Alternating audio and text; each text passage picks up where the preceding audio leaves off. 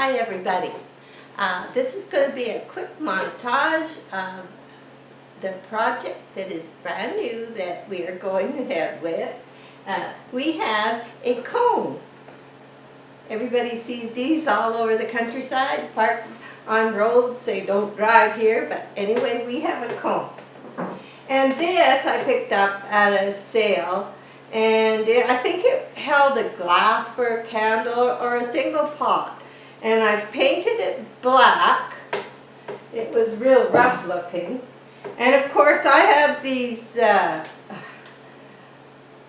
things for putting over your plants that my husband cut the pokes off where it goes in the ground. And they're meant to go outside. And I have a couple of them, and I thought, well, I am going to make something really neat. So this is just the quick, and there'll be more I'm adding, and I'll get back to you as each and every part is continued. Okay, we have cut the flat end, or my lovely husband has cut the flat end off of the road cone. So it is ready to go in. But I was going to just tie the planter to the stand with some twine at a corner, but my husband tacked it. He went in and he tacked the ends. So now this is a stable piece. So that is it. The next step is, this goes in like this. It's not going to stay red, but this one goes in, and we'll mark where the holes are going to be, probably in this area, and because I want lots of aerating, that's very important. And we will get back to you with the next steps.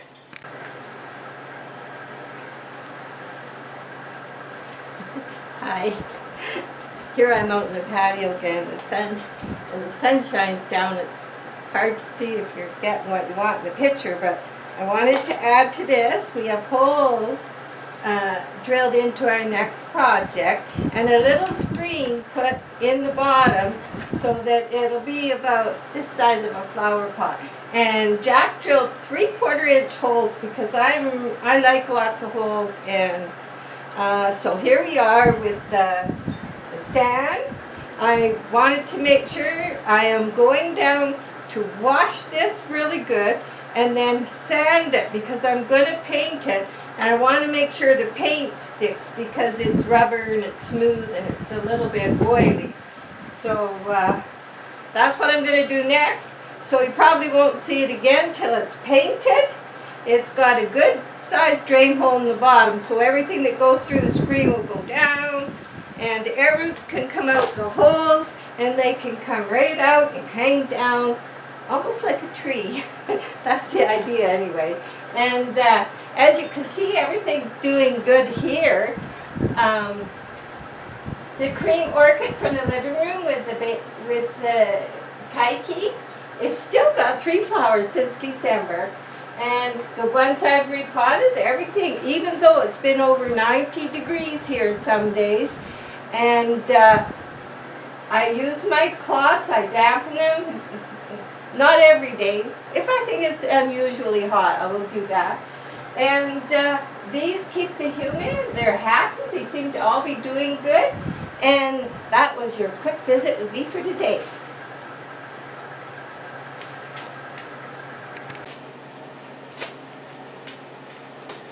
Hi, here's a quick catch up.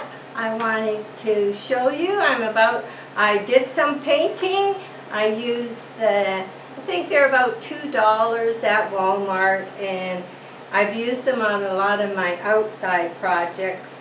And as long as you put good quality Varathane, which will be water-based, over it, it will keep. So I started out with some dark colors underneath, trying to make it look like a forest. And they're not great orchids, but I did some pictures of orchids. So It's starting to look more like a vase, and when it's in place it should be good. I'm going to veraphane it, and then I'll be back. I'm going to put an orchid in it and we'll see what we've got, and it'll be exciting. Thank you.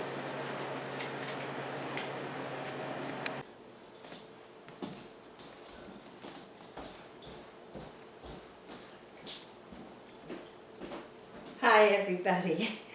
Well, here we are with the pot. It's got 2 or 3 coats of veraphane on it, and I know my stuff I do outside, I use the same veraphane, and they last for years. Once in a while it starts to get like it needs all run around more, and it's an easy thing to do. So we have 1 hole in the bottom, we have all these holes, and partway down we have a screen because the flower pot is only this far. I'm not using the whole thing.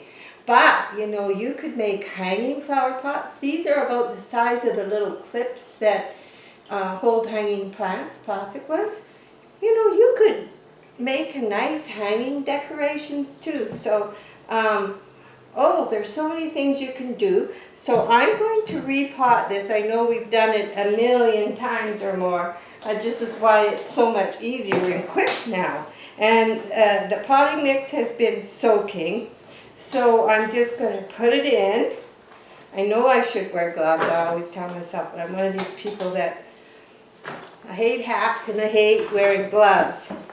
So anyways, I just threw some bark mulch in the bottom first. Some might fall through the holes, which I'm not too worried about because they'll find their own little spot. Now, I'm using, this bucket is the little bits of stuff that settles to the bottom of the bag that I separated into 2 separate buckets. So now I'll sprinkle a little bit of that, and now I know it's not all ending up in one spot. So I'll just put that out of my way for a minute. I put a 3/4 inch holes, or Jack did, because I like to be able to spray in those holes, and if I wipe something, warm cloth around, I like the humidity to actually get in. So now, my mother is the instigation for this one. It is beautiful. It's been sitting here waiting to be repotted for me to finish this project. And I was going to, oh well, put it right in the thing and just show you with it done. And then I thought, well, you never know what you might find when you open these. The reason we picked this one was, of course the flowers looked healthy, but the leaves looked healthy. And the roots look pretty good. I see one dried up one. And so let's just see. I'll take it out the pot. I want to be quick and gentle with this because I'm hoping to keep the blossoms in place. So I'm going to try not to disturb it any more than necessary. Well, it's very firm in there. Very firm. Come on. There we go. Okay, it is dry. I have watered it once in, I thought 2 weeks, so it's not overwatered. But it is very compact. So here we go. We'll see what we got. There's one little tiny spot. I didn't want to overwater, but I think what happens, it just gets so, you know, they just can't stay like that. Those roots, the only thing that's keeping them green is, of course, the moisture that the sphagnum moss is holding. And that's why if you do use sphagnum moss, you don't water too much. But now this is very, very, very compacted. And I don't know what we'll find inside. But I'm just going to turn you off for a few minutes while I quickly do this.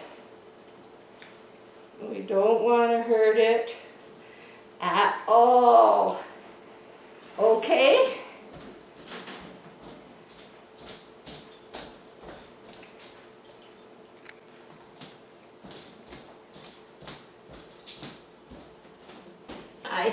Well, here we are. You know, every time I do this, it's different. And I don't think I'll be cutting any roots off. but it was packed. This is the sphagnum, and what I did, because it was so tight and I hadn't pre-soaked it, is I ran the water over it. It got a real good shower, and it helped force some of the sphagnum moss out of all these little crannies. And if you can see here, it was starting to circle the pot, but it's healthy. The grocery store, which was Save On here in Salmon Arm, they had just got these in the day we picked this, so we knew it hadn't been sitting there for a long time. And the roots, of course, that were in the center are a little yellow, and the ones on the outside, but I think we're going to just repot it. And what I'm going to do is, where there was I think the original, when they put the seedling in, there's a hard little center part, and it's hard to get out in the end, but you can see it started to slowly add around it. So what I am going to do is put a little extra bark in the center as I put it in the pot. So here's my pot, and I'm just gonna make sure some gets in the center. And I'm gonna have it sit about like this. So I'm gonna have a little bit of each as I go, and you'll see some fall through the hole. But I think as I get along, it'll settle, and I'll find which little piece wants to make it stay. So, whoops, need to be an octopus. There we go. So I'm just going to keep putting the bark in with the biggest chunks here, and then some of this fine stuff can go on the top, and it won't be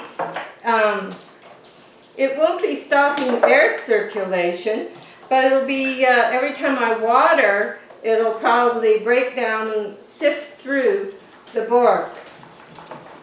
So I'm going to put a little of that now.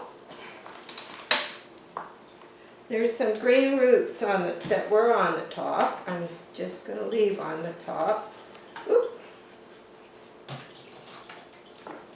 Okay, we're getting there. So I'm going to just finish this off because I get a little picky, and I'm going to be putting the pieces way down in. Let's do that. Making sure it goes in nice and compact. So we'll be back in a minute when I've got it sitting in where it's going to go. Hi, well, here we are, the finished project. I'll just show you up. Now, here's something to wait and decide. Are those blossoms going to drop because I did this?